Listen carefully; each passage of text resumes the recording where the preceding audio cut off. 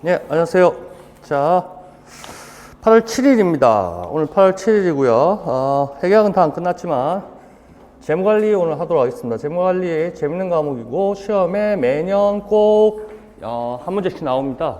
그게 4점이 되든 3점이 되든 2점이 되든 꼭 나오는 거고 오늘 포파시키도록 하죠. 자, 재무관리고요. 지금 우리가 달려온 거 8월 달에 재무관리 세무회계 교과 교육학이 있을 거고요. 지금 재무관리입니다. 회계학은 보강을 조금 더 해야 되는데 그거는 여러분들이 걱정할 필요 없이 또 하면 되고 복습 잘 하시기 바라고요. 재무관리는 오늘 1주입니다. 1주인데 오늘 다 끝내도록 하겠습니다. 정신없이 달릴 거고 중간중간에 그 목차 위주로 잘 보셔야 됩니다. 복습하는 데는 시간이 많이 필요할 겁니다. 그런데 자기 걸로 이제 만드는데 이제 신경 많이 쓰셔야 될 거고 다 할 수 있습니다. 걱정하지 마시고. 자, 가보죠. 자,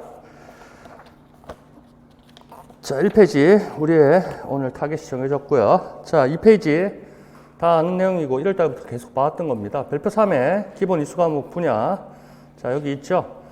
자, 우리가 지금 이렇게 달려왔습니다. 앞에 피금 친 거 봤겠지만 지금 회계학도 다 끝났다 보고요. 짝짝짝. 그리고 지금 남은 게 오늘 재무관리 세무회계 2주로 돼 있는데 한번 도전해 보고요. 2주 안에 끝내고 그 다음에 교과 교육학 하도록 하겠습니다. 교과 교육학이 8월 28일부터 9월 25일까지 9월 한 달 이렇게 4주네.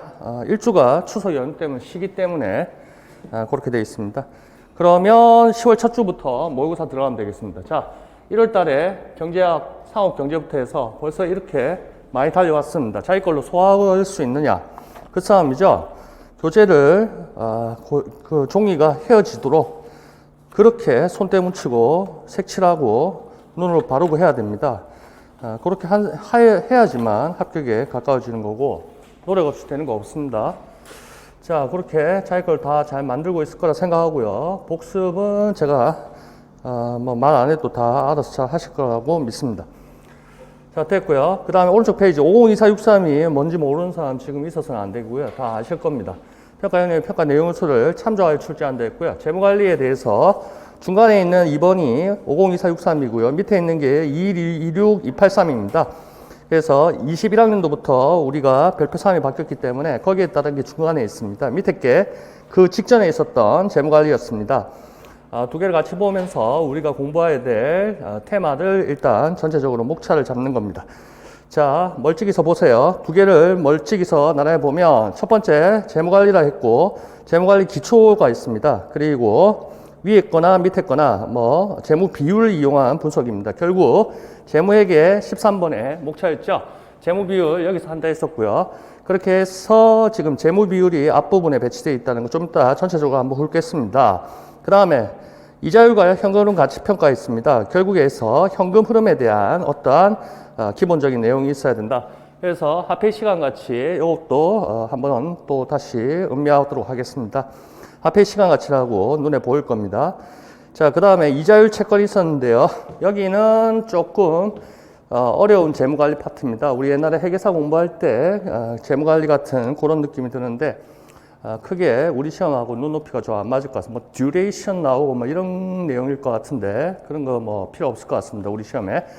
자, 이자율에 대해서는 지난주가 아니고 금요일 날 사채하면서 또는 그 이전에 장기 할부 매출, 수익 인식 기준 등등을 통해서 이자율이 시장 이자율과 유효 이자율, 내부 이자율, 내재 이자율 다 비슷한 개념이라는 거 봤었고 또 사채 있을 때, 사채 발행비 있을 때 시장 이자율보다 유효 이자율이 더 크다는 거 그런 것까지 확인했습니다.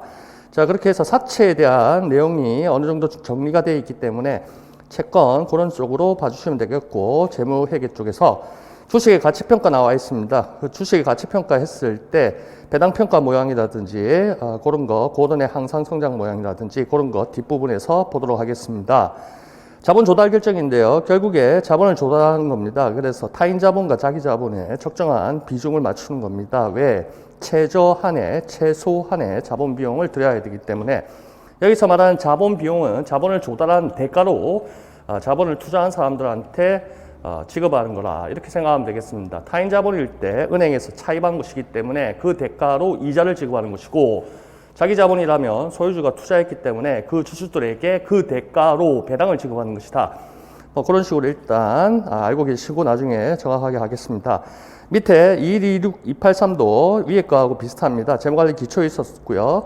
재무 비율 이용한 분석이 있습니다. 그래서 재무 비율 분석이 우리 시험에서 매년 꼭 나온다는 거라 다들 아실 거고요. 레버리지 분석이 있습니다. 레버리지는 21학년도에 DOL하고 DF에 나왔습니다. DOL하고 DFL은 회계학 시간에도 이자 보상 비율 하는 21학년도 문제 보면서 살짝 봤었고, 원가 관리하기 회계할 때, CVP 할 때 DOL 영업 레버리지도에서 많이 달렸었고, 상업 경제 할 때도 유통 쪽에 또 물류 쪽에 유통 쪽에 DOL하고 한번 봤을 겁니다. 오늘 다 폭파시키면 되고, 복습 개념이죠. 자, 그렇게 하고 투자 결정, 투자안의 경제성 분석이라 했습니다. 투자안의 경제성 분석은 회계학 시간에도 회계적 이익률법 해가지고 기출문제 보면서 예제하고 한바닥에 걸쳐가지고 두 개를 봤던 기억이 있을 겁니다. 자, 그렇게 해서 자본 예산 파트입니다. 경제성 분석, 자본 예산, 투자입니다.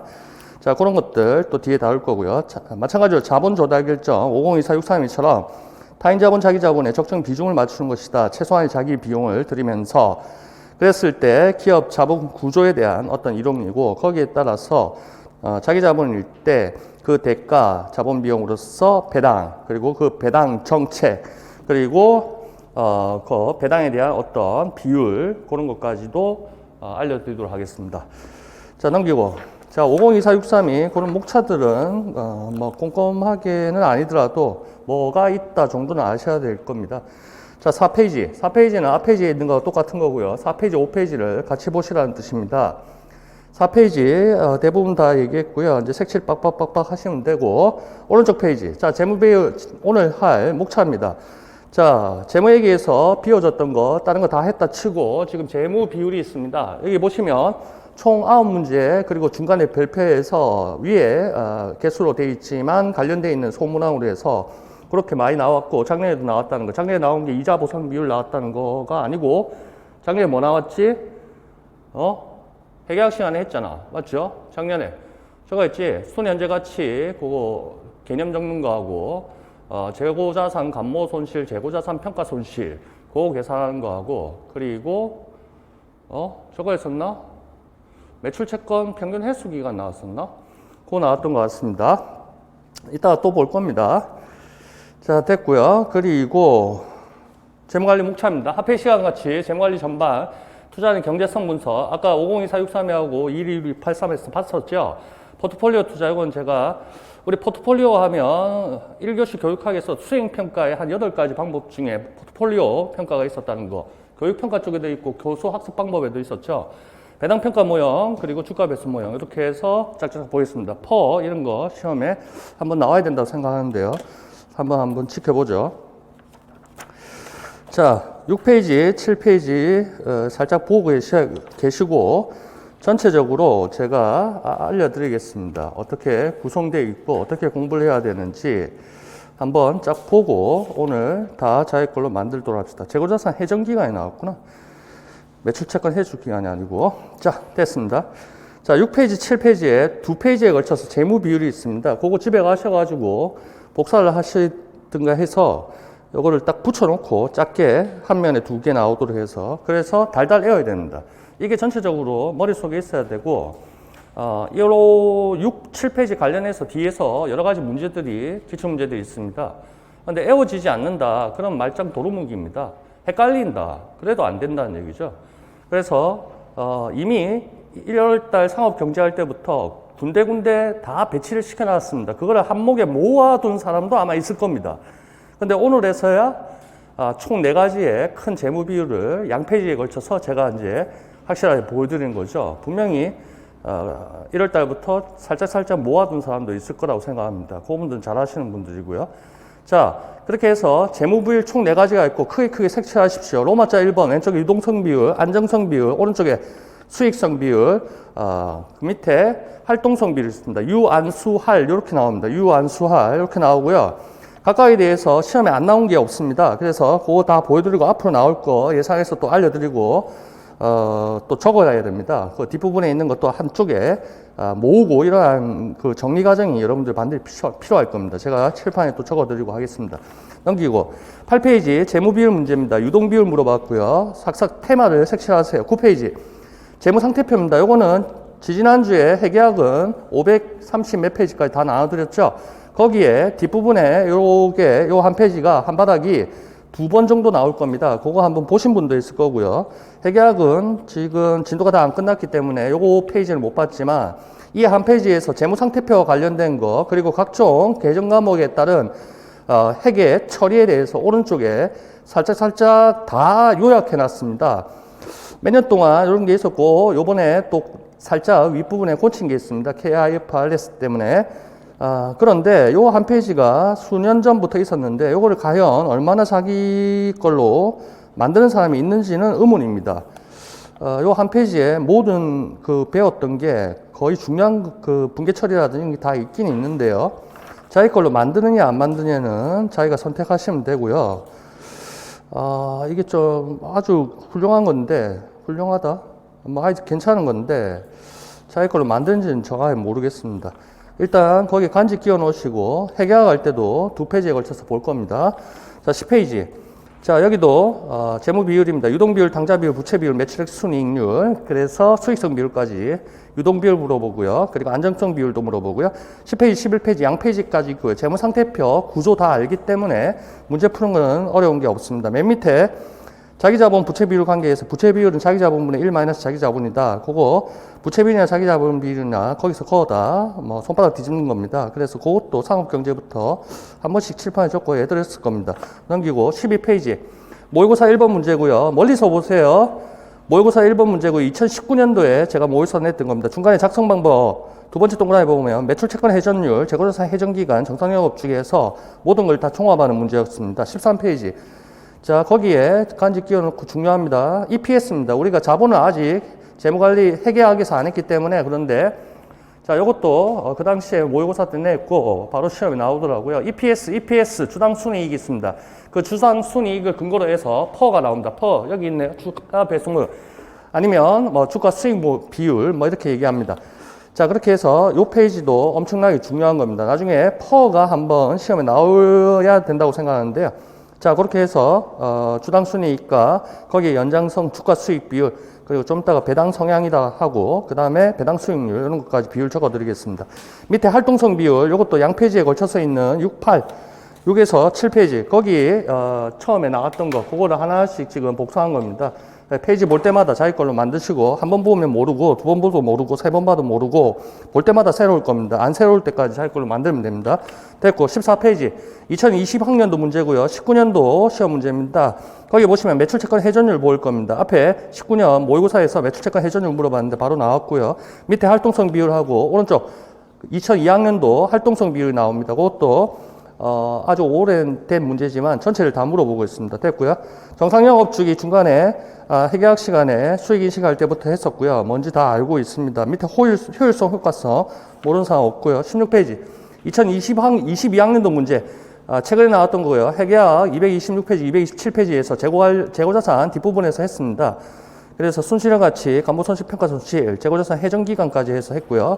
재고자산 해전기간을 구하기 위해서는 회전율을 알아야 되니까 됐고요. 밑에 모의고사 때 똑같이 나왔다는 거 그거 보여드리고 17페이지 해설을 꼼꼼하게 누가 읽어봤는지 모르겠습니다. 회계학 227페이지 있었는데 그 해설을 누군가는 꼼꼼하게 읽어봤을 겁니다. 안 읽어본 사람하고는 천지 차이가 날 거고요.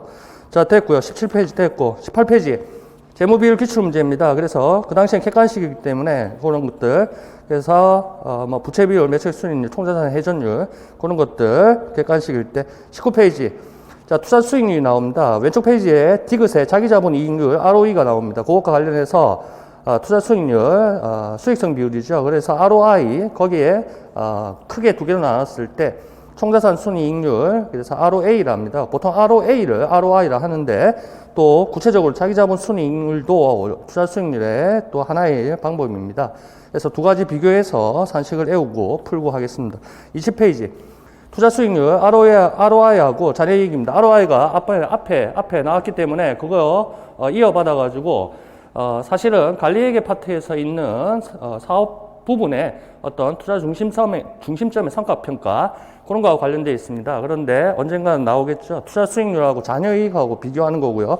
결론이 예제 1, 2, 3을 통해서 21페이지 하단에 투자 수익률하고 잔여이익의 장점, 단점을 비교하는 겁니다. 전부 하나의 장점은 하나의 단점이 되고 크로스 시키면 되겠습니다. 준처제화 현상, 마케팅 할 때도 배웠고, 그리고 상업경제, 경제학, 경영학, 준최적화 현상 우리 여러 군데에서 봤습니다. 자, 기억이 나실 겁니다. 그래서 집권화하고 분권화하고 그거 하면서 분권화의 그 가장 강력한 단점에 대해서 썼죠. 준최적화 현상. 그 다음에 시장경제체제라든지 경제학 할 때 또는 계획경제체제 했을 때 계획경제체제도 그러한 집권화라든지 그런 거하고 또 관계돼 있었죠. 하여튼 집권화, 분권화 그거 하면서 준최적화 현상 그런 거 했고, 투자 중심점 했을 때 마케팅 쪽이 그 뭐였나? 사업부 했을 때 전략적 사업 단위, 전략적 사업 단위, 스트래티지 비즈니스 유니트, SBU 할 때 준최적화 현상 이런 거 많이 다뤘었을 겁니다. 기억나실 겁니다. 됐고, 집권화 이런 거 나올 때는 경영학 쪽에 조직 설계 변수 3가지 할 때 분직공 이렇게 하면서 그런 것 쪽에서 나왔었고요. 22페이지 2010학년도 문제입니다. 당좌 비율, 자기자본 비율, 재고자산 금액 찾도록 합니다. 이런 문제도 산뜻한 문제였고요. 23페이지 그것도 매출 총이익률을 물어봅니다. 여러 가지 비율을 주고 있죠. 중간에 매출 채권 회전율이라는 비율이 보일 겁니다. 그리고 밑에 순매출액 제시해 줬고요. 그리고 그렇습니다. 하여튼 매출 채권 회전율 해서 활동성 비율 해서 그거 답 찾도록 합니다. 몇 번 꼬아준 것도 아니고 차근차근 하면 누구나 다 할 수 있습니다. 매출 총이익률 물어봤고요. 넘기고 재무 비율 똑같은 문제입니다. 여기도 투자 수익률 ROI 물어보고 있습니다. 그런데 밑에 보시면 재무 비율 자료에서 매출액 순이익률, 총자본 회전율 또는 총자산 회전율 똑같은 말입니다. 총자본이 총자산이니까. 자, 그렇게 했을 때 3 곱하기 4 하면 12% 나옵니다. 그래서 3번 동그라미 투자 수익률 간단하게 구할 수도 있는데 만약 모른다면 차근차근 구하면 되겠습니다. 25페이지. 자, 재무 비율의 09학년도 2차 문제 중에 큰 문제였습니다. 여기서 물어봤던 게 재고자산 회전율, 매출채권 평균 회수기간, 고정장기적 합률 요걸 물어봤습니다. 그래서 고정장기적 합률까지도 나왔다는 거, 안정성 비율이 있습니다. 그래서 비유동자산 그것을 비유동자금으로 얼마만큼 조달했느냐 그런 겁니다. 그래서 그런 것까지도 어려운 것까지도 나왔었다는 거 기억하시고요. 넘기고, 그리고 22학년도에 나왔던 이자 보상 비율입니다. 그것도 마찬가지로 27페이지에서 모의고사 때 20년에 다 있었던 내용입니다. 그런데 똑같이 이자 보상 비율은 물어봤고요. 이때 안타까웠던 거는 DOL하고 DFL을 이런 거를 20년에는 안 다뤘죠, 제가. 그래서 땅을 치고 후회했습니다. CVP 공부하면서 조금만 연장했으면 됐을 텐데 그 이후로는 수없이 다루고 있죠. 아주 깊게 다루고 있습니다. 됐고요. 넘기고. 여기까지 하면 재무 비율이 끝났습니다. 재무 비율 보셨겠지만 만만하게 볼 것도 아니고 또 어렵게 볼 것도 아니다. 28페이지. 자, 재무 비율, 재무 관리 쪽에 가서 1, 2, 3, 4, 5 목차 나옵니다. 자, 화폐 시간 가치는 회계학 할 때 또는 경제학 할 때 또는 다른 군대에서 다른 과목에서 많이 봐왔었죠. 왜? 언제 많이 봤습니까? NPV법 했을 때 현금 유입의 현재 가치 빼기 현금 유출의 현재 가치에서 순 현재 가치 할 때부터 화폐 시간 가치, 상업 경제, 경제학 이럴 때 많이 했고, 회계학 원가 관리 뒷부분에서도 했었습니다. 29페이지 상단에 화폐 시간 가치 있습니다. 자, 여기서부터 쭉 달리는 거죠. 30페이지, 31페이지, 사례 2, 3 이런 거 보면 사채 했을 때 이자 지급 기간이 1년에 2번이다. 그런 것까지 연결시켜가지고 더 확실하게 이해할 수 있을 겁니다. 복리 계산, 그런 개념도 지금 다 잡혀 있을 거고. 31페이지. 자, 그것도 사례 간단하게 보면 되고요. 32페이지, 재무관리 전반입니다. 재무관리 전반. 자, 위에 있는 그림을 보십시오. 자, 재무관리의 목표가 기업 가치 극대화입니다. 결국에 결국에 경제활동에 주체했을 때 가계기업 정부 했을 때 외국이었네? 가계기업 정부 해외? 그랬을 때 기업의 목표는 이윤 극대화입니다. 그런데 재무관리 쪽에서 말하는 것은 경제적인 이윤을 의미하고 여기서는 순현금을 의미합니다. 그래서 약간 다른데 여하튼 순현금 흐름 그거를 좀 극대화하는 겁니다. 자, 그러기 위해서 효율적으로 자금을 관리하자. 그래서 크게 두 파트로 나누면 자금을 어디서 끌어당길 것이냐. 그래서 자본 조달 측면이 있고 또 끌어당긴 자본을 어떻게 효율적으로 운용할 것이냐. 그래서 투자를 얼마나 잘할 것이냐. 그게 이제 투자안의 경제성 분석이고 5가지 방법들이 있습니다. 그래서 결국 재무관리에서는 순현금 흐름을 크게 만드는 거예요. 현금 유입 크게, 현금 유출 작게. 그래서 그 차이를 극대화시키는 게 기업가치 극대화다. 이렇게 생각을 보시면 되겠고, 오른쪽에 재무관리의 큰 파트로서 재무 분석이 있었고, 그 재무 분석이 이미 앞 페이지까지 있었던 이 재무 비율이다. 이렇게 보시면 되겠습니다. 따라서 재무 비율도 크게 봤을 때 재무관리의 구조 속에 녹아 들어있다. 그렇게 보시면 되고, 32페이지. 자, 재무관리의 목표, 개념, 그리고 재무관리 세부 목표 쫙 나옵니다. 어디선가 한 번씩 다 봤던 것 같습니다. 상업경제할 때도 봤었고 살짝. 재무관리 기능이 있습니다. 그 오른쪽, 왼쪽 상단에 그림 보시면 자본 조달 기능, 그리고 자본 운용 기능, 즉 투자 결정입니다. 그리고 간단하게 배당 결정이라든지 이런 것들. 그래서 재무관리의 기능, 구조하고 거의 유사한 거죠. 넘기고 재무관리의 큰 두 영역입니다. 그래서 재무 비율을 빼고 자본 조달과 자본 운영입니다. 재무상태표의 차변과 대변이다. 이렇게 보시면 되겠고 나중에 설명해 드리겠습니다. 35페이지. 자, 상업경제 때 봤던 거고요. 그냥 앞 페이지 있는 거지만 한번 보여드리는 겁니다. 다시 하는 거고요.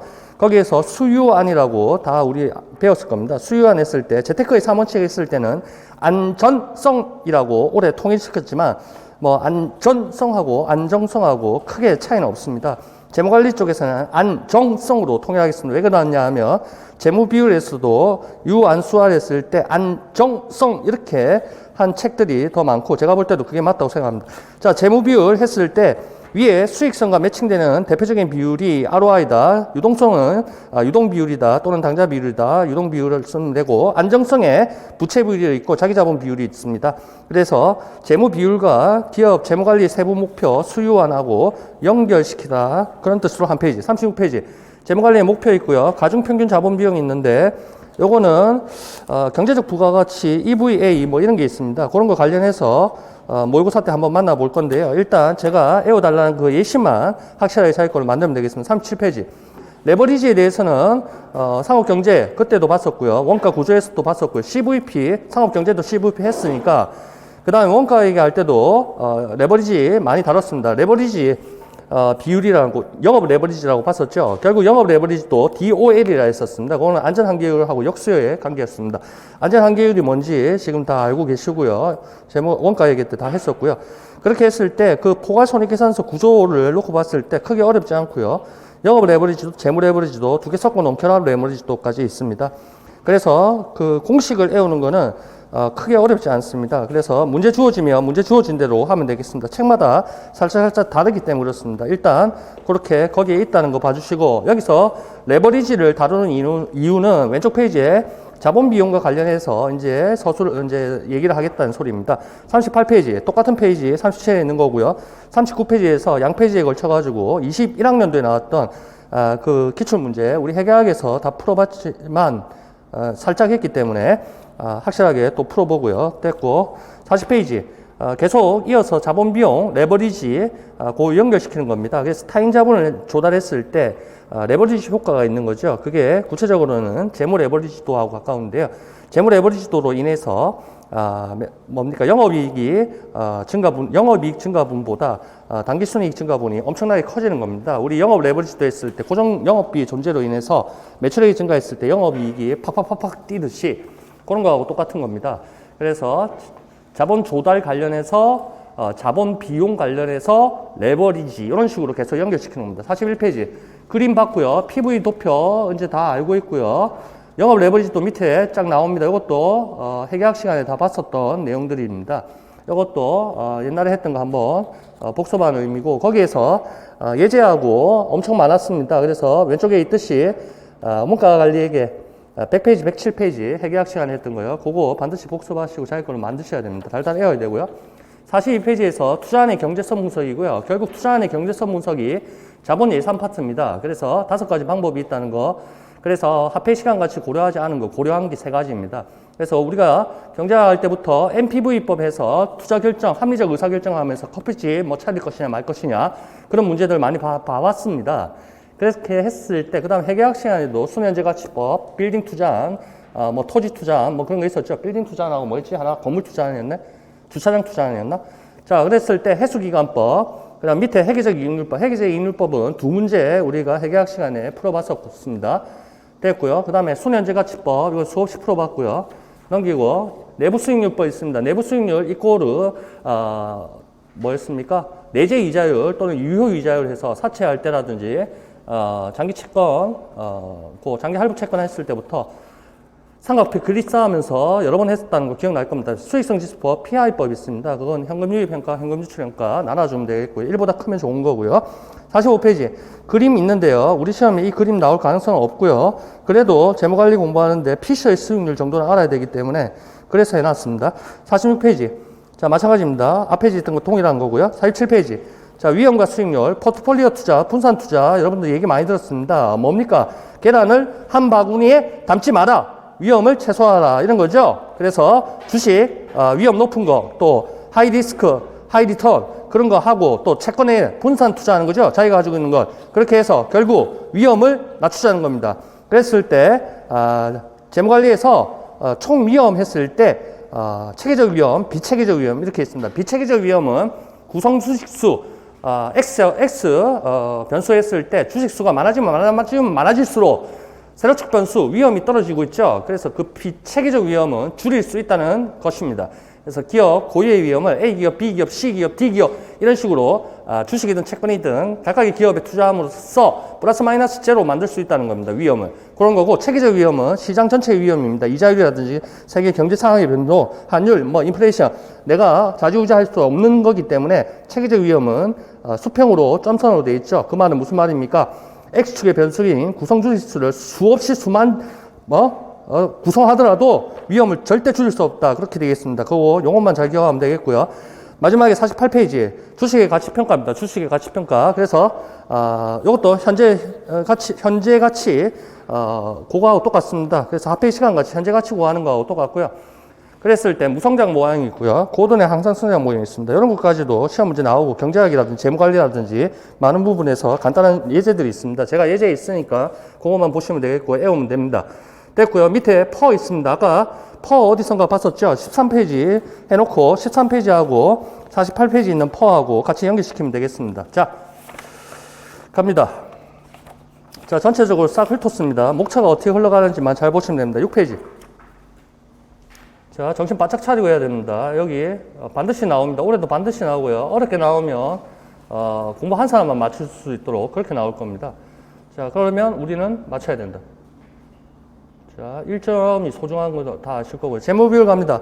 자, 크게 멀리서 보면 유안수할 그렇게 있다는 게 있고 여러 가지 이때까지 많은 과목 1월 달부터 하면서 살짝 써봤습니다. 됐고 유동성 비율입니다. 유동성은 다른 말로 현금으로 얼마나 전환하기 쉬운가.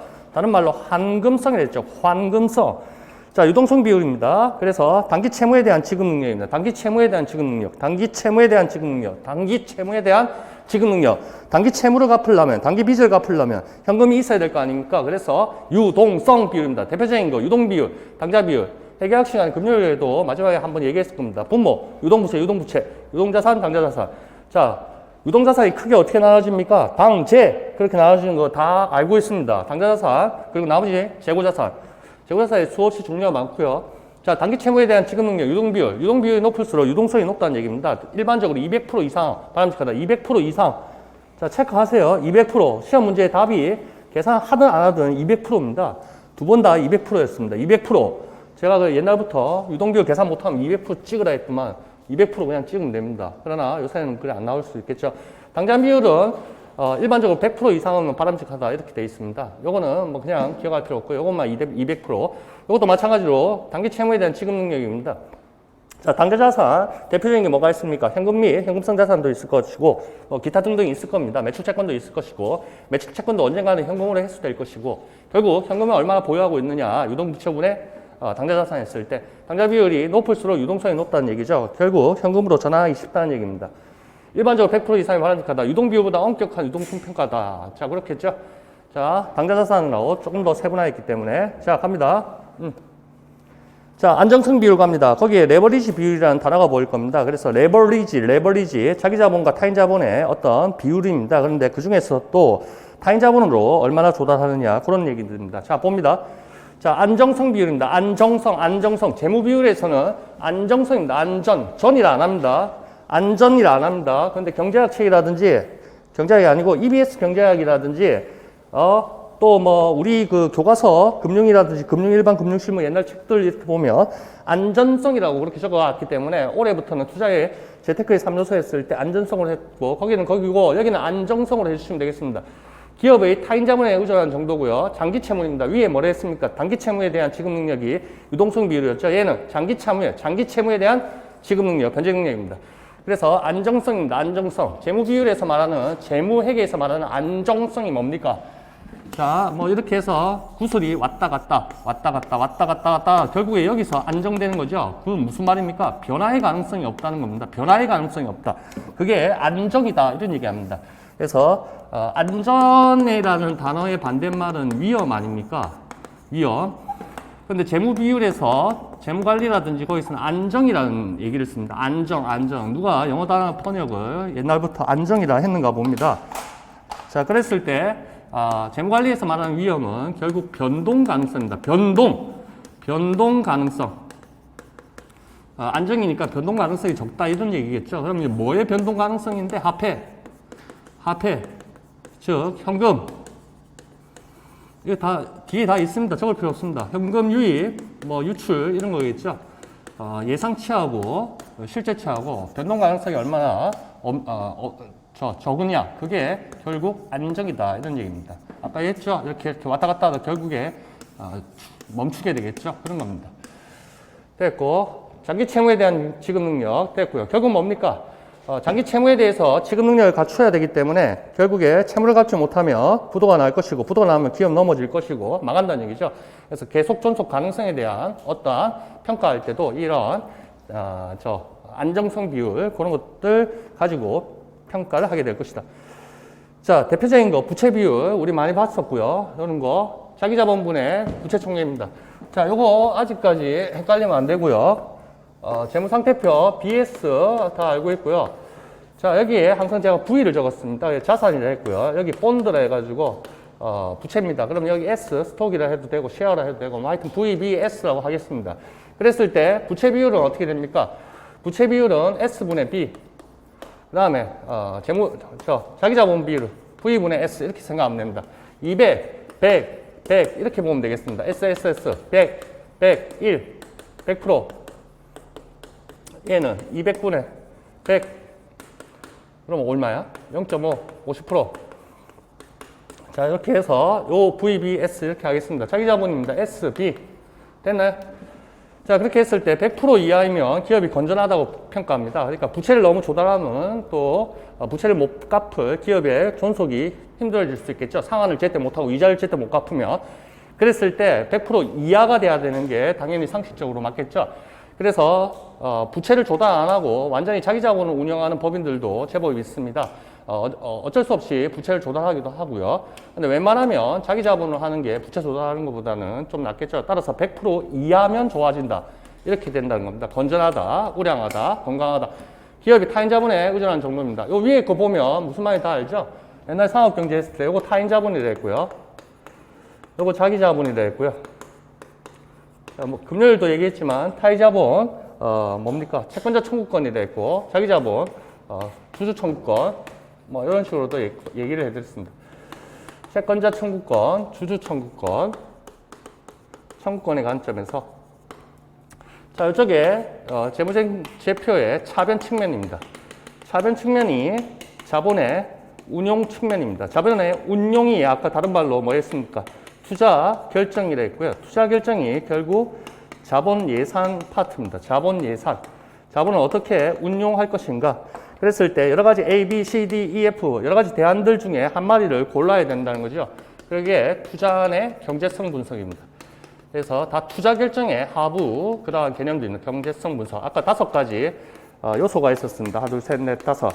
그래서 화폐 현금으로는 고려하지 않는 두 개, 고려하는 거 두 개, NPV법, IRR법, 수익성 지수법 있었고, 요거 해수기관법, 여기가 회계적 이익률법 뭐 이런 식으로 있었죠. 나중에 쫙쫙 볼 겁니다. 그래서 차변 종목이 자본의 운영, 투자 결정이고, 대변 쪽이 타인 자본이냐, 자기 자본이냐, 그게 자본 조달 파트입니다. 여기 자본의 운영, 자본의 조달.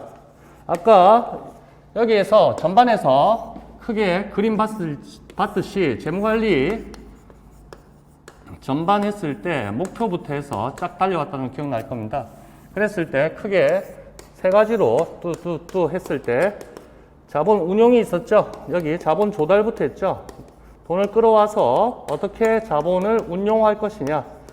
이런 거. 그러니까 재무 비율, 뭐 재무 비율이라고 그냥 적겠습니다. 재무 비율이 지금 여기서 하는 거고, 자본 조달, 타인 자본, 자기 자본, 요 내용이고요. 자본 운용이 결국 V, 차변 측면에 대한 말입니다. 이게 투자의 경제성 분석, 투자 결정의 문제입니다. 됐습니다. 됐고요. 부채 비율이 낮을수록 안정성이 높다는 거죠. 그래서 상식적으로 괜찮습니다. 부채 비율이 높다. 그럼 채권자의 위험이 크다. 무슨 말입니까? 자기 자본은 없는데 부채만 기업이 많다. 그러면 채권자들이 돈을 빌려주나요? 은행에서 더 이상 만기 연장 안 해줍니다.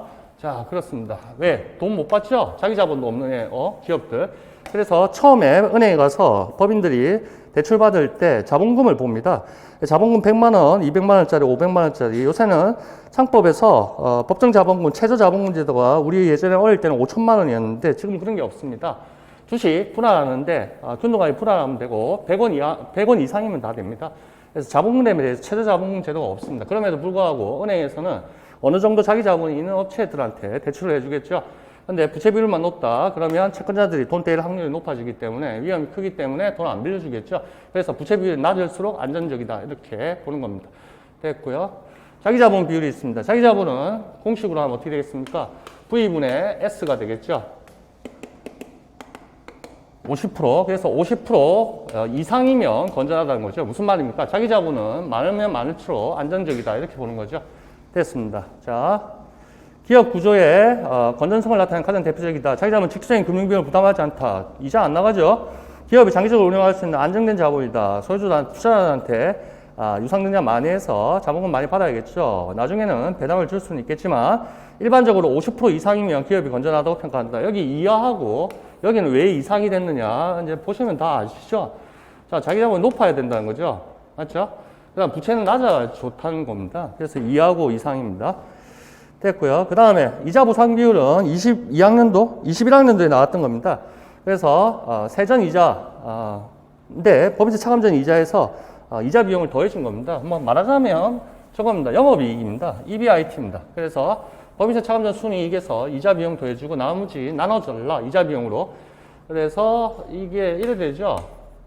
영업이익 우리 영어로 적었을 때 어떻게 했나? EBIT. 자, 이렇게 해줬고 여기에 I 들어갔고 그래서 EBT 나왔고 T 나가서 법인세 차감전 순이익 뭐 이렇게 됐나? 뭐 뒤에서 한번 있을 겁니다. 다 몇 번씩은 봤을 거고요. 영업이익으로 보시면 되고요. I가 이자 비용, 세금 차감전 순이익입니다. 어우씨, 요걸 법인세 차감전 순이익 적지 마세요. 다 있습니다. 적을 시간이 없습니다 지금.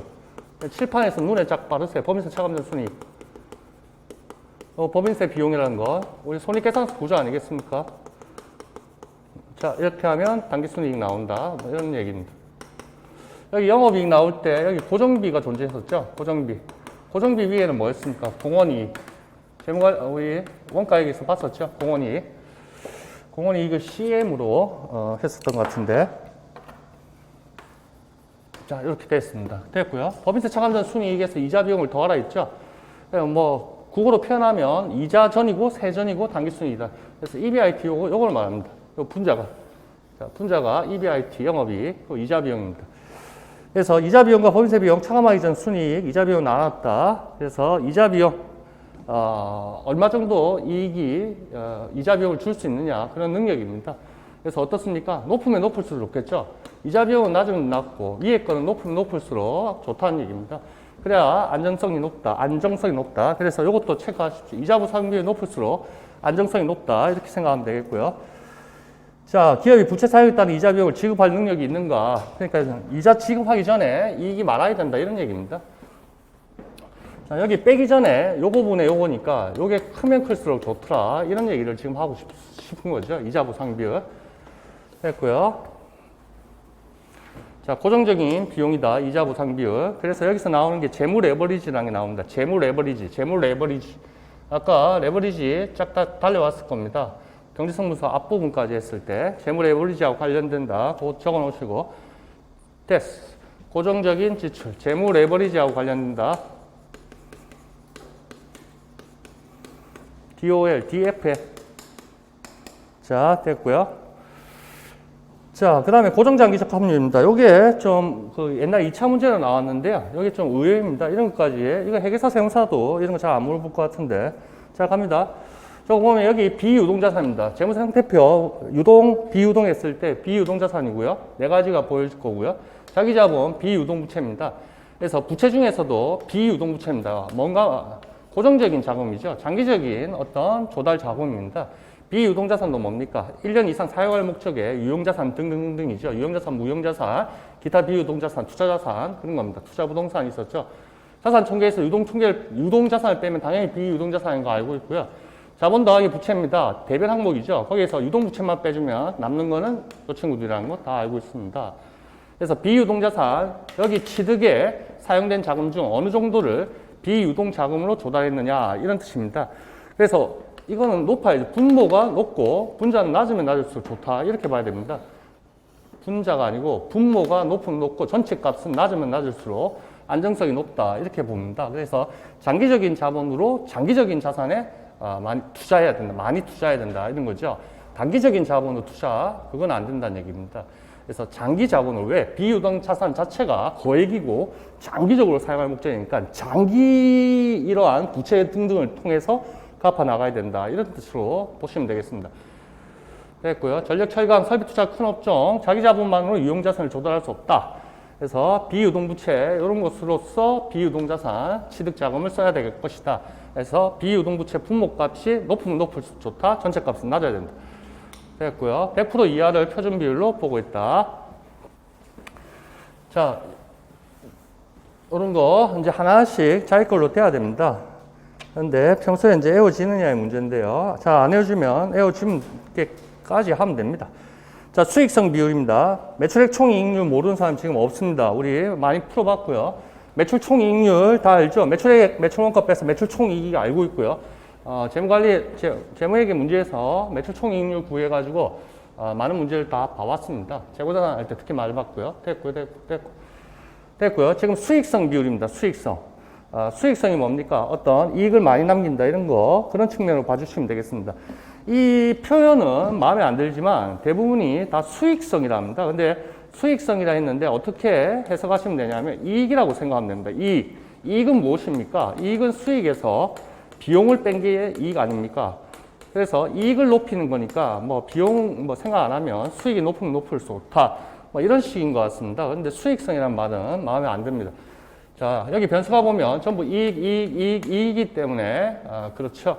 자, 기업의 경영성과 손익계산서 보면 알 수 있을 거고요. 손익계산서 항목들이 다 있네요. 매출에 쫙쫙 보이죠? 자, 그리고 투자익 간의 관계입니다. 대표적인 게 ROA가 나오고 ROE도 나오고 두 개 합해서 ROI랍니다. 그래서 투자 수익률 이런 것들 이제 배우게 되겠습니다. 위에 거 요거 됐고요. 매출액 영업이익률, 매출액분의 영업이익이고요. 뭐 높으면 높을수록 좋은 거 아니겠습니까? 이익이 높으면 높을수록. 매출액 순이익률 여기까지는 재무회계에서 다 한 번씩 봤던 것 같습니다. 매출액분의 단기 순이익, 매출액 순이익률입니다. 높으면 높을수록 좋은 거고요. 재무회계 연장이고요. 그리고 투자 수익률이라는 나옵니다. ROA랍니다. Return on Investment 뭐 이렇게 합니다. 대부분 총자산 순이익률 요거를 ROA라고 합니다. 그래서 엄밀하게는 약간은 다르지만 대부분 뭐 사람들이 ROI라고 이렇게 얘기를 합니다. 그러면 대부분은 ROA에서 ROA 요게 다 차지하고 있다 이렇게 생각하면 되겠습니다. 이게 총자산 순이익률입니다. 그 다음에 나머지 ROE라에서 자기자본 순이익률이 있습니다. 이것도 ROI에 다 포함된다 이렇게 생각하면 되겠습니다. 요게 요거하고 비스무리하다 이렇게 생각하면 되겠고 시험 문제 어렵게 나오면 요걸 또 물어보겠죠. 얘도 여기에 포함된다. 이렇게 생각하면 되겠습니다. 자, 그랬을 때 수익성 비율은 문제에서 주로 평균으로 제시하라고 이렇게 얘기해 줍니다. 그러면 분모값의 평균은 항상 기초기말 나누기 2 해주면 되겠습니다. 그거는 출제자가 제시해 주는 대로 하면 되겠습니다. 그래서 보통 평균 총자산, 총자본이나 총자산이나 똑같죠. 총자본은 타인자본, 자기자본이니까 부채하고 자본이죠. 그리고 부채하고 자본 더한 게 자산 아니겠습니까? 그래서 총자본, 총자산 똑같은 말이라는 거 왼쪽 페이지에서 봤었고요. 단기순이익 이렇게 해주면 얼마를 투자해서 얼마의 단기순이익을 남겼느냐 그런 뜻 아니겠습니까? 됐고 평균 됐고 얼마나 효율적으로 운영되었느냐 투자 수익성을 평가한다. 얼마 총자산 들여서 얼마의 단기순이익 남겼느냐. ROA는 통상 투자 수익률이라고 한다. 거의 같은데 밑에 ROE가 나오면 또 구분해야 됩니다. 그래서 ROA가 ROI에 포함된다. 높으면 높을수록 수익률이 좋더라. 단기순이익이 크면 클수록 좋은 거 아니겠습니까?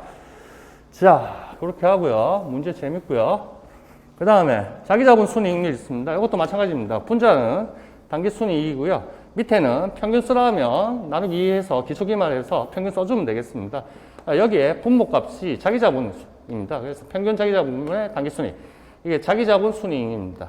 리턴 온 이쿼티 이렇게 얘기하네요. 뭐 주식 균등하게 다 분할되어 있다. 그래서 이쿼티를 쓰는 것 같습니다. ROE라고 보통 얘기하고요. 자, 이거는 주주들이 투자한 자본이죠. 위에 거는 총 타인 자본도 있을 수 있는 거죠. 왜?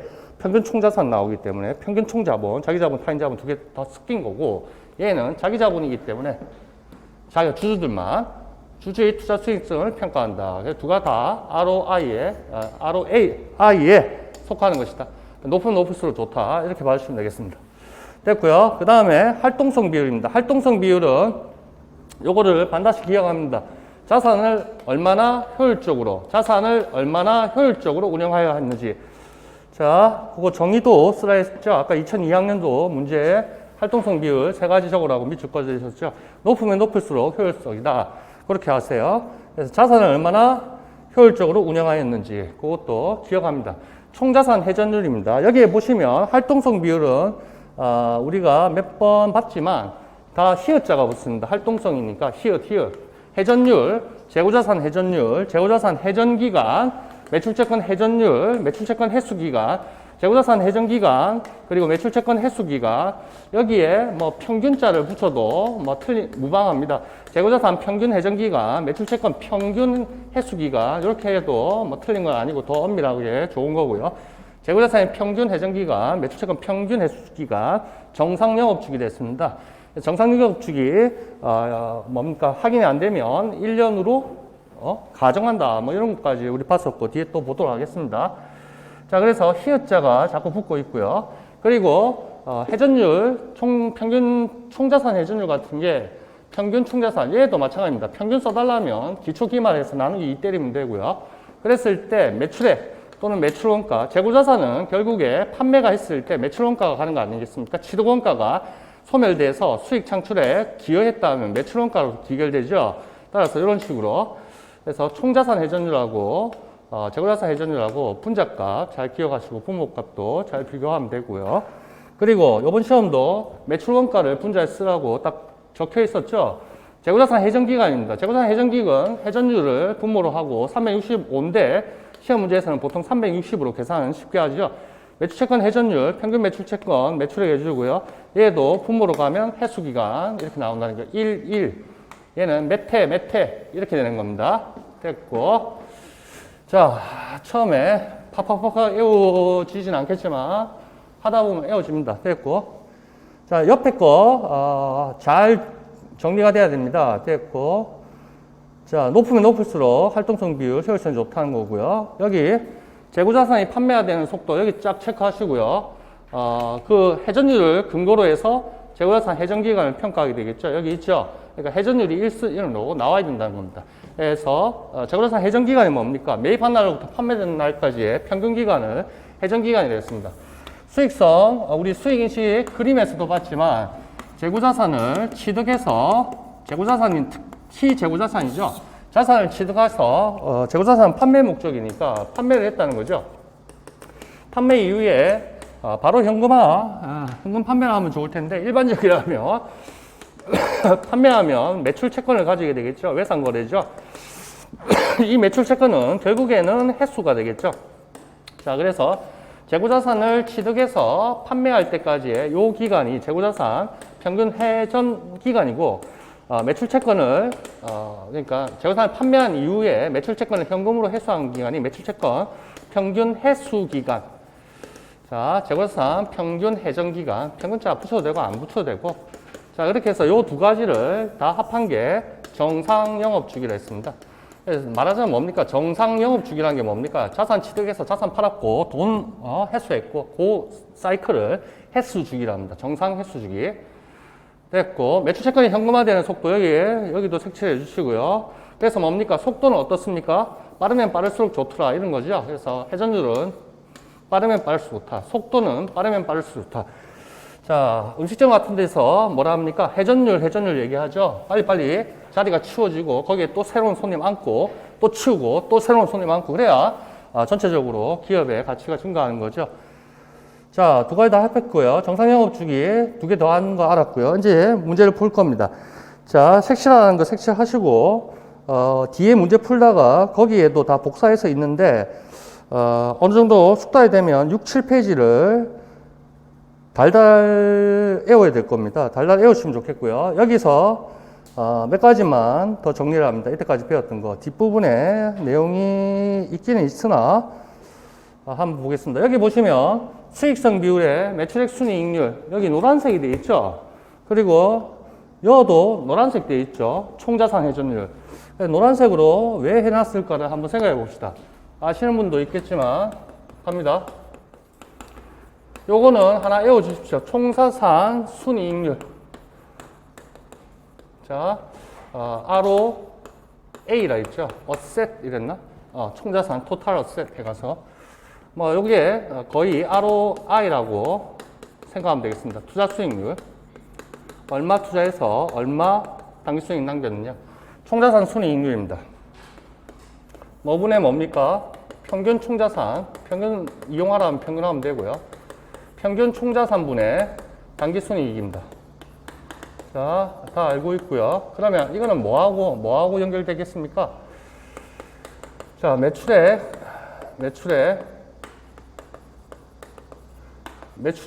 분의 당기 순이익이 위에 수익성 비율의 당기 순이익이 뭐였습니까, 이게? 수익성 비율 위에 매출액 순이익률이었죠. 그 다음에 매출액 총자산 평균이면 평균 써주면 되고, 요게 활동성 비율에 뭐라고 적혀져 있습니까? 뭐라고 적혀 있나요? 요게 총자산 회전율로 되어 있나요? 회전율. 제가 하고 싶은 말은 뭡니까? 결국 총자산 순이익률은 뭐 곱하기 뭐다? 매출액 순이익률 곱하기 총자산 회전율. 그래서 시험장에서 이렇게 응용해야 될 문제가 나오고요. 요거를 암기한 사람은 알고 쉽게 풀 수 있을 것이고, 모르는 사람은 뭐 헤매겠죠. 총자산 순이익률 ROA는 매출액 순이익률 곱하기 수익성 비율 매출액 순이익률 그리고 활동성 비율 총자산 회전율이다. 그래서 이렇게 되어 있는 거죠. 총자산 순이익률은 매출액 순이익률 노란색 되어 있고 여기도 노란색이 되어 있죠. 총자산 회전율도. 그래서 아까 살짝 넘겨볼 때 한번 언급을 했지만 24페이지 깍지 끼워보세요. 24페이지 깍지 끼워보세요. 24페이지 보면 문제 속에 박스에 매출액 순이익률 3%, 총자산 회전율 4회전 되어 있습니다. 3 곱하기 4에서 12%가 결국 투자 수익률이 바로 한 방에 나오는 겁니다. 밑에 하단에 별표 총자산 순이익률 매출액 순이익률 곱하기 총자산 회전율 그렇게 돼 있다는 거, 그거는 이제 시간을 두고 자기 걸로 만들면 되겠습니다. 그래서 그 결론을 좀 알고 있으면 좋겠고요. 그 다음에 매출액 영업이익률이라는 거 볼 겁니다. 매출액 영업이익률 지금 빨라도 어쩔 수 없습니다. 팍팍 애워야 됩니다. 머리 좋은 사람들 여러분 다 머리 좋기 때문에 팍팍 애우면 됩니다. 요거 회계사 세무사 애들도 평소에 잘 안 합니다. 사실은 시험 막판에 하루 전에 그냥 싹 바르고 들어갑니다. 사실은 애워도 다 까먹거든. 그런데 숙달시키면 됩니다. 우리 숙달시키면 되니까 애워 주십시오. 이해하는 건 뭐 어려운 것도 아니고 그냥 뭐 하면 되고요. 우리가 옛날에 뭘 한가 봤는데, 뭘 봤더라? 매출액 영업이익률, 매출액 영업이익률, 매출액 영업이익률. 요거 한번 보자. 원가 회계 시간에 매출액 영업이익률. 이걸 뭔가 한번 봤어. 매출액분의 영업이익이 있었죠. 이게 뭐였더라? 안전한 계열이 있었죠. 안전한 계열, 안전한 계열, 안전한 계열, 안전한 계열. 안전한 계열이 뭐분의 뭡니까? 안전한 계열이 DOL의 역수죠. 그러면 공원이익분의 영업이익이죠. 그 원가회계 시간에 다 했습니다. 교재에 다 했습니다. 공원이익률은 뭡니까? 공원이익률은 뭐분의 뭡니까? 공원이익률은 매출액분의 공원이익 아닌가요? 공원이익. 요건 적어두세요. 아무 데도 없어. 아니다. 요거 저 원가회계 시간이 있습니다. 그러면 요거는 매출액분의 영업이익. 자, 요것도 모의고사에 이렇게 공식을 아는 사람이 풀 수 있도록 해놓은 게 작년에 있습니다. 요번에도 볼 수 있겠죠? 자, 이겁니다. 이거. 결국 뭐는 뭐하고 같다? 매출액 영업이익률은 안전한 계열 곱하기 공원이익률이다. 요거는 원가회계 책에 다 있습니다. 별표 해가지고 PV 도표 그래프 했을 때 있을 겁니다. 다 있습니다. 그거 눈으로 다 바르고 자기 걸로 만드세요. 여기는 없구나. PV 도표 여기 말고 또 없었나? 됐어. 요거 다 봤던 거고. 그 다음에 됐어. 지우고. 아까 외워달라는 거 눈으로 한번 생각해 보세요. ROI. 눈 감고 떠올려 보세요. 아까 투자 수익률 ROI. 대표적인 투자 수익률 ROI 하면 거의 90%는 ROA를 의미합니다. 총자산 순이익률. 뭐분의 뭐였습니까? 평균 총자산분의 당기순이익이었습니다. ROA는 뭐 곱하기 뭐였습니까? 매출액 순이익률. 매출액분의 당기순이익 곱하기 뭐분의 뭐? 총자산 회전율. 평균 총자산분의 매출액. 분자 매출액 나가리 시키면 결국 평균 총자산분의 당기순이익 납니다. 그걸 외워달라고 노란색으로 칠한 이유가 있고 나중에 뒤에서 계속 보게 될 겁니다. 됐고요. 그 다음에 나머지는 됐고 나머지 배당하고 관련해서는 조금 이따 얘기합니다. 8페이지 색실 팍팍 하세요. 지금 남은 시간 이거 다 맞춰야 됩니다. 여러분들이 재무 비율에서 놓치면 안 됩니다. 소중한 1.2점 3점이 될 수도 있고 갑니다. 자, 다음은 주 땡땡. 자, 2015학년 기출문제. 주 땡땡 자산부채 계정 잔액 나타냈고 유동 비율을 쓰라. 자, 나왔죠? 유동 비율 옛날에 2015 한 마리만 물어보죠. 요새 한 마리 안 물어본다. 유동 비율 뭐분의 뭐다? 유동 부채분의 뭐? 유동 자산. 이건 무슨 비율? 안정성 비율이니까 유동성 비율. 자, 현금화하기 쉬우나 유동 부채분의 유동 자산. 자, 곱하기 100에서 퍼센트로 나눠주면 되겠습니다. 그럼 봅시다. 매입 채무 유동부채네요. 건물 나가리, 성급비용, 영업권, 무형자산 나가리, 상품, 재고자산이죠. 오케이. 단기차익금, 단기차익금 단기고요. 투자금 나가리, 미지급부용 됐고 부채만 자산 찾아봅시다. 자산. 성급비용 60만 원 있네요. 그 다음에 또 상품 있네요. 매출채권도 있네. 이렇게 해서 자산, 상품 자산, 투자부동산은 유동이 아니죠. 됐고 그럼 얼마입니까? 560입니까? 유동자산 560. 뭐가? 숫자가 찜찜한데? 현금 안 했네. 660. 자, 유동자산 660. 유동부채. 매입 채무 있네요. 그 다음에 250. 그 다음에 단기차익금 요거 있네요. 그 다음에 미지급 비용 있네요. 그럼 얼마입니까? 300. 300에 330. 그러면 숫자가 200 나오네요. 그러니까 유동은 다 하면 200% 이렇게 나왔습니다. 됐나요? 그래서 답은 얼마? 200%. 자, 이렇게 유동 비율은 보통 200% 이렇게 됩니다. 왜 그렇습니까? 200% 건전하다고 보는 거죠. 그게 일반적으로 200%라 했죠. 자, 유동 비율, 유동 부채분의 유동 자산이라 했습니다. 자, 그래서 200% 이상이 돼야겠죠. 자산이 더 커야 되니까 분자값에. 됐습니다. 뭐 모르는 거 없고요. 밑에 유동 비율.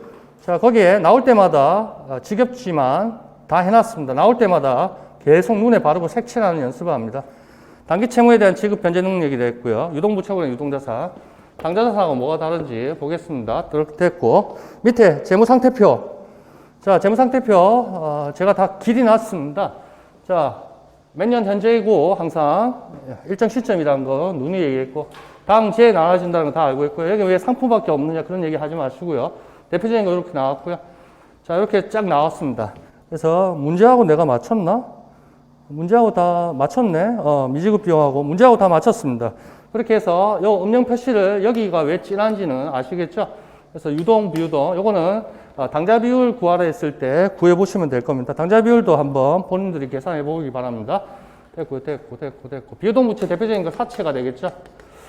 짝짝짝 했고, 요거 지금 모르는 사람 없고요. 지난주에도 했고요. 자본금, 자행금, 자본조정, 기타 포괄 손익 누계액에서 5가지 있었죠. 1, 2, 3, 4, 5 이렇게 5가지 있었고요. 이익잉여금은 크게 하나, 둘, 셋, 법정, 임의적립금, 그리고 이익잉여금. 이익잉여금 크게 2가지.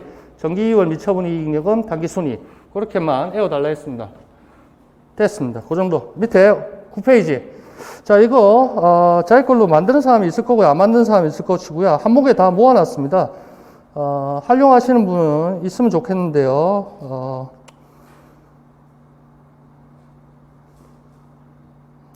있겠죠. 예, 됐습니다. 거기에 보면 매출 채권의 표시 방식이라든지 재무상태 표시 방식, 매출 채권에서 차감하는 형식으로 표시한다. 대손 충당금 또는 주석 상황으로 해서 매출 채권에서 직접 차감하여 표시할 수 있다. 그러면 주석으로 공시해 줘야 될 거고요. 재고자산 평가 충당금 나오죠. 그것도 매출 채권하고 표시하는 형식이 똑같다는 거. 기계, 감가상각 누계액도 마찬가지죠. 네, 그런 식으로 음영 표시된 게 다 의미가 있다는 거. 예, 자기 걸로 만드십시오. 그 오른쪽 상단에 있는 얘기는 재무회계 시간에 얘기하겠습니다. 10페이지. 10페이지 2007학년도 문제입니다. 유동비율, 당좌비율, 부채비율, 매출액 순이익률 각각 구하시라 했습니다. 자, 그랬을 때 유동비율이 있고요. 당좌비율이 있습니다. 그래서 유동성 비율이고요. 부채비율, 안정성 비율이고요. 매출액 순이익률, 수익성 비율이라는 거 다 끝났고요. 유동비율 물어보고 있습니다. 그럼 어디까지 끊어야겠습니까? 쫙. 이렇게 해서 유동비율 끊어주면 되겠죠? 그럼 유동비율부터 가보겠습니다. 유동비율, 유동부채분의 유동자산이죠? 다 적어. 자, 다 적어 봅시다. 유동비율, 유동부채분의 유동자산. 유동부채 얼마입니까? 유동부채 얼마죠? 제가 하죠? 6만원. 유동자산 얼마입니까? 9, 3, 12. 자, 이것도 200% 나왔네요. 2였고요. 200%. 갈로 퍼센트는 갈로에서 적겠습니다. 그 다음에 당좌비율. 당좌비율은 뭐분의 뭡니까? 이제 유동부채분 자꾸 입으로 떠들어야 됩니다, 여러분. 자기 귀로 듣고 자꾸 손으로 쓰고 해야 됩니다. 칠판도 보시고 아니면 본인 스스로 푸시고. 당좌자산. 유동부채 얼마? 6만원. 당좌자산 얼마죠? 당좌자산. 요거 2개 더하면 되겠죠? 아니면 유동자산에서 재고자산 빼주면 되겠죠? 9만원. 그럼 1.5가 되겠죠? 그럼 1.5. 150%. 그 다음에 부채비율 나왔습니다. 부채비율은 뭐분의 뭡니까?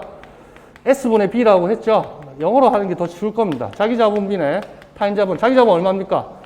요거 자기자본이네요. 그럼 12만원. 그 다음에 B는 얼마입니까? B는 사채까지 더해주면 되겠네요. 45,000원, 45,000원. 그럼 9만. 그럼 4분의 3. 그럼 75%. 0.75. 0.75. 75%. 부채비율. 자, 그 다음에 뭐? 매출액 순이익률. 매출액 순이익률. 수익성 비율. 뭡니까?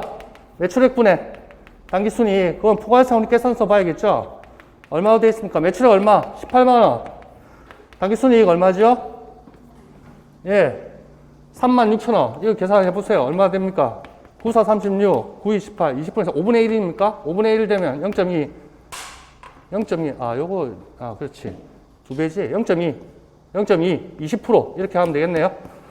자, 이렇게 계산 짝짝 하면 되겠고요. 밑에 하나하나씩 박스에 숫자 넣어가지고 다 해놨습니다. 그걸 외워달라는 겁니다. 그러면서 의미 같은 것도 다 까먹을 수 있습니다. 시간 지나면. 전체 그 6페이지, 7페이지 그거를 책상 앞에 딱 붙여놓고 계속 봐야 됩니다. 이런 것도 우스운 게 아니니까 요 단기 채무라는 거 밑에는 뭐였습니까? 안정성 비율은 장기 채무였죠? 네, 그런 것도 구별해 주시고 됐고요. 200% 이상, 100% 이상 됐고요.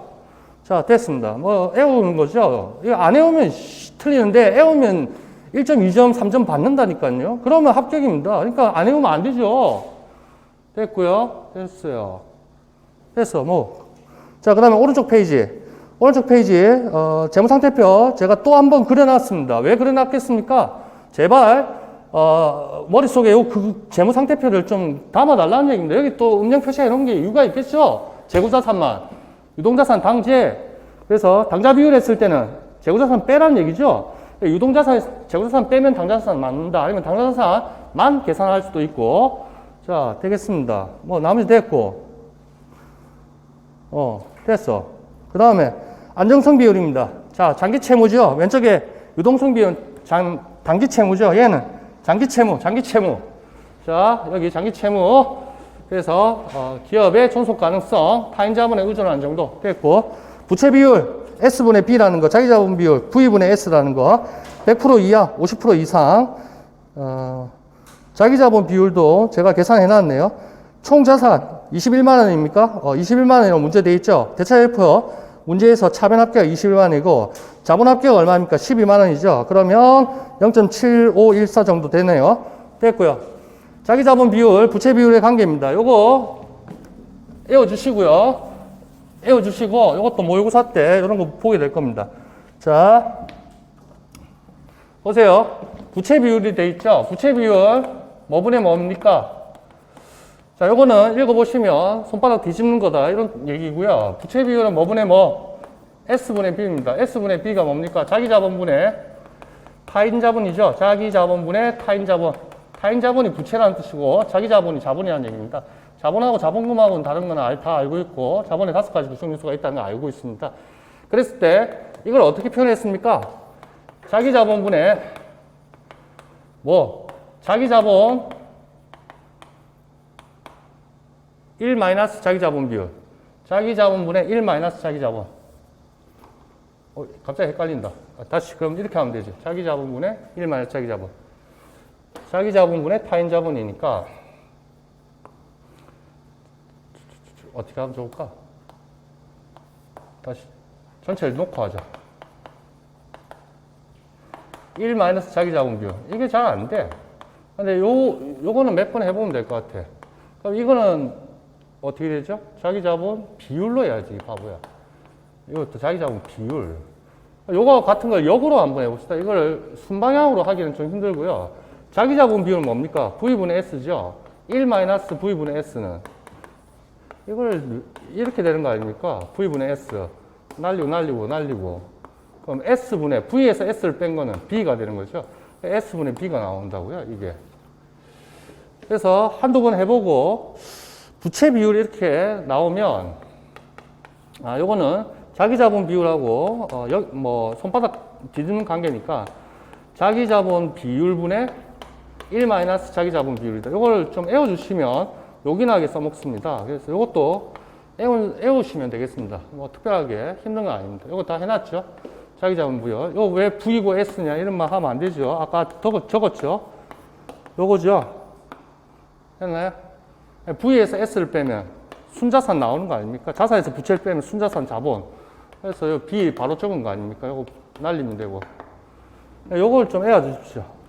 자기 자본 비율, 요게 높아지면 분모가 높아진다, 낮아지겠네. 얘가 높아진다. 그러면 분자도 작아지네. 그럼 전체적으로 작아지네요. 자기 자본 비율이 높아지면 부채 비율이 작아지게 된다. 그러니까 뭘 해야 되나? 역의관계라 해야 될까? 역이라고 하기는 좀 그렇고 표현이 좀 애매합니다. 됐어. 자, 요 표, 요것도 잘 기억하세요. 비율. 됐어. 그 정도. 됐고요. 넘기고. 모의고사 1회 문제인데요. 그냥 눈으로 봐도 되지만, 그래도 보겠습니다.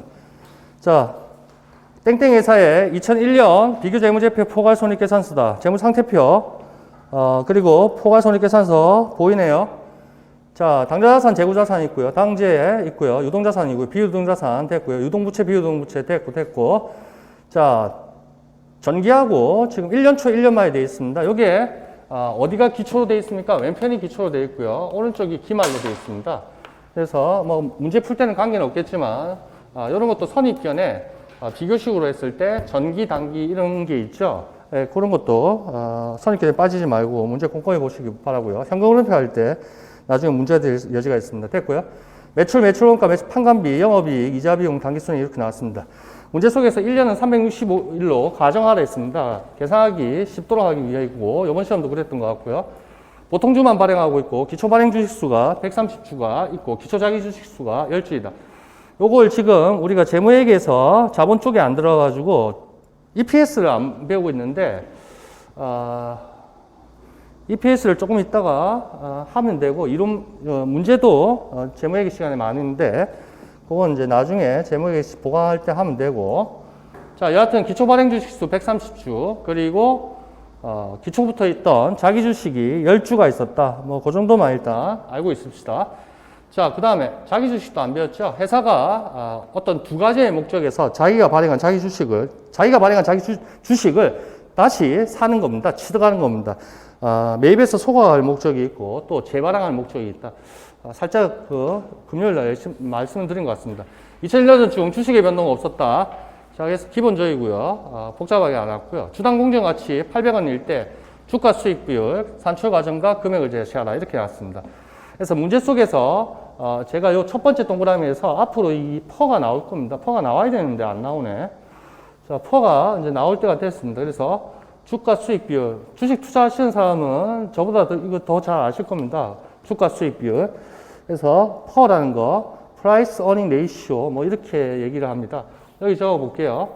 그래서 뭐 한 주당 주가 이렇게 해도 되고 한 주당 주가, 한 주당 아니면 뭐 한 주당 공정 가치 해도 되고 그래 뭐 지금 시세가 어떻게 되느냐 한 주당 이런 거고요. 요거는 분모는 EPS입니다. EPS earning per share 이렇게 합니다. 그래서 주당 순이익입니다. 그래서 보통주 단기 순이익을 몇 주의 보통주가 나누느냐 이런 겁니다. 그래서 주당 순이익 둘 다 한 주당 이렇게 되어 있습니다.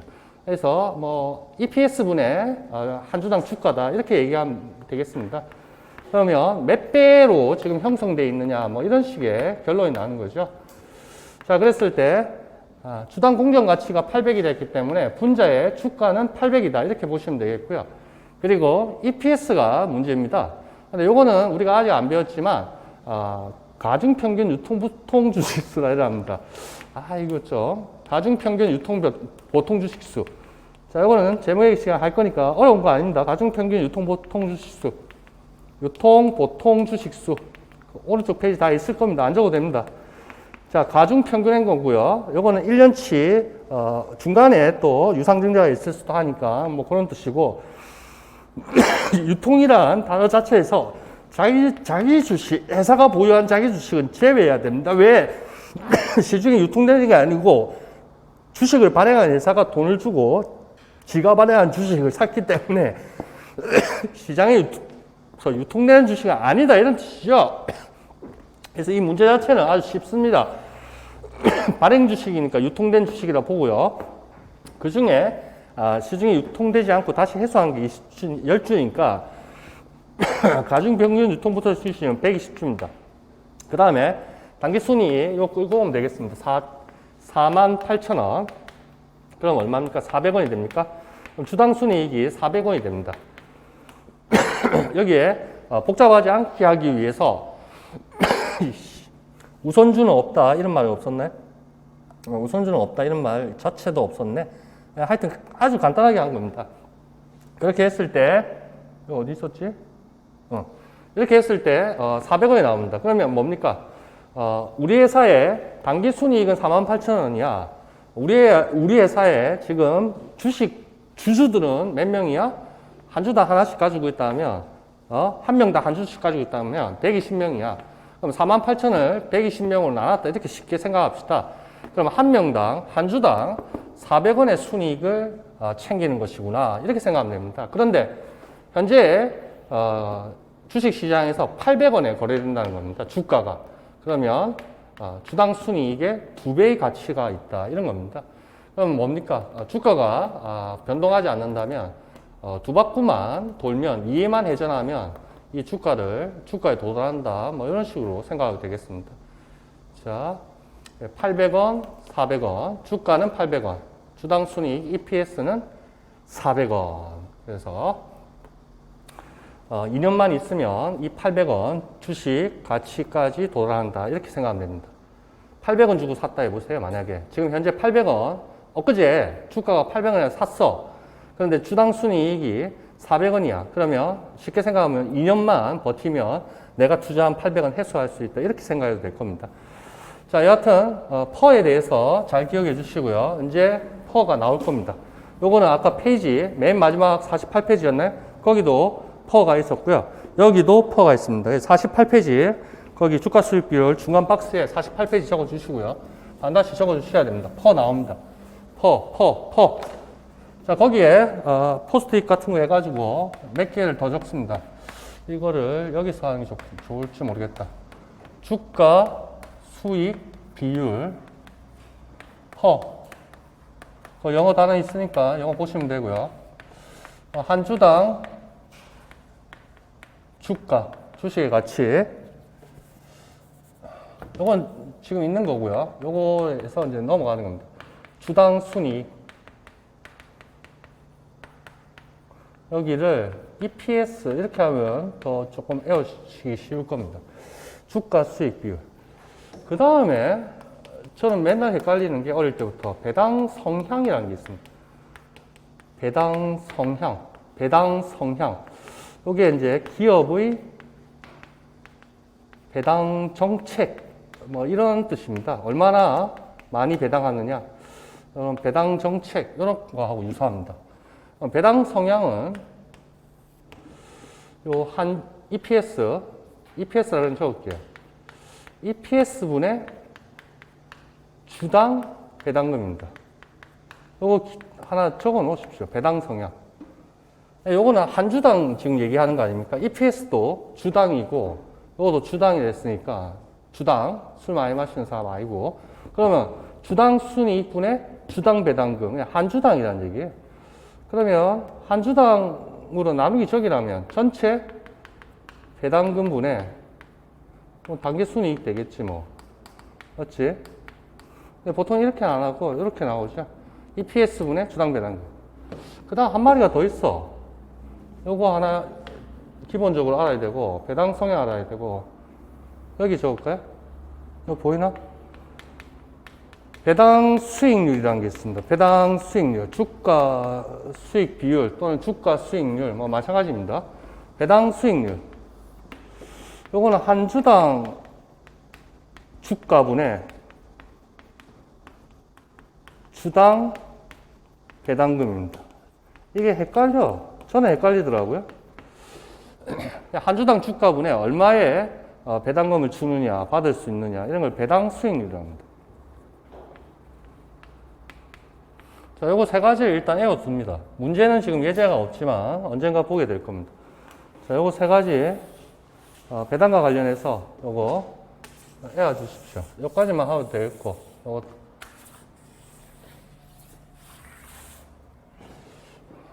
됐나요?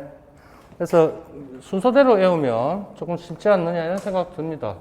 분모가 같은 것끼리 해서 딱딱하고, 그 다음에 요 분자가 같은 거, 이렇게 해서 1, 2, 3번, 이런 식으로 하고, 수익률이라는 단어가 이래 들어가네요. 그러면 한 주당 주가, 이런 게 꼭 들어가야 된다. 분모에 있지만, 이게 항상 헷갈려. 한 주당 주가분의 주당 배당금. 배당 수익률, 배당의 수익률. 한 주당 주가에 대한 한 주당 배당금을 얼마를 받느냐. 한 주당 순이익에 대한 한 주당 주가는 얼마에 형성되어 있느냐. 이거 몇 배 이런 식으로 나옵니다. 몇 배. 뭐 프로로 해도 되겠지만 틀린 건 아니겠지만. 자, 그것도 잘 적어 놓으시기 바랍니다. 조금만 쉬었다가 하도록 하겠습니다.